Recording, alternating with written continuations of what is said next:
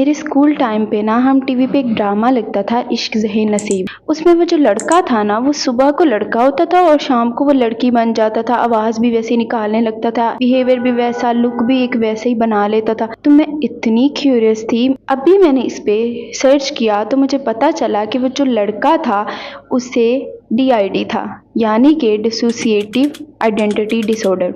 अब उसकी जो स्टोरी थी ना, उसमें उसका चाइल्डहुड ट्रॉमा था जिसने लीड किया था उसको इस डिसऑर्डर की तरफ। इसमें क्या होता है, एक पर्सन का इनवॉलेंट्री पर्सनैलिटी चेंज आता है। दो हो सकती है पर्सनैलिटीज या दो से ज्यादा भी हो सकती है। अब ये जो ड्रामा था ना, उसमें उस जो लड़का था उसकी दो पर्सनैलिटीज बनती थी। जैसे ही उसको कोई इमोशनल ट्रिगर होता था या फिर रात का टाइम होता था, तो उसके अंदर वो वाली जो दूसरी पर्सनैलिटी थी, जो कि असल में एक लड़की थी, जो उसकी अपनी पर्सनैलिटी नहीं थी, वो आना शुरू हो जाती थी। जब ये पर्सनैलिटी का शिफ्ट आता है तो इंटेंस मेमोरी लॉस हो जाता है, यानी उसका ब्लॉकेज हो जाता है मेमोरी का, और उसकी अपने कंट्रोल में नहीं होता और उसकी पर्सनैलिटी का शिफ्ट आ जाता है। उसको बिल्कुल अपने आसपास की होश नहीं होती, अपनी होश नहीं होती। जब उसकी शादी होती है और उसकी वाइफ आती है, वो देखती हैं कि ये तो प्रॉपर मेंटल हेल्थ डिसऑर्डर है। उन्होंने डरने की बजाय, उससे दूर भागने की बजाय उसके सोल्यूशन ढूंढने की कोशिश की और फिर उसको वो साइकेट्रिस्ट के पास ले गई और आहिस्ता आहिस्ता उसने हील कर ली।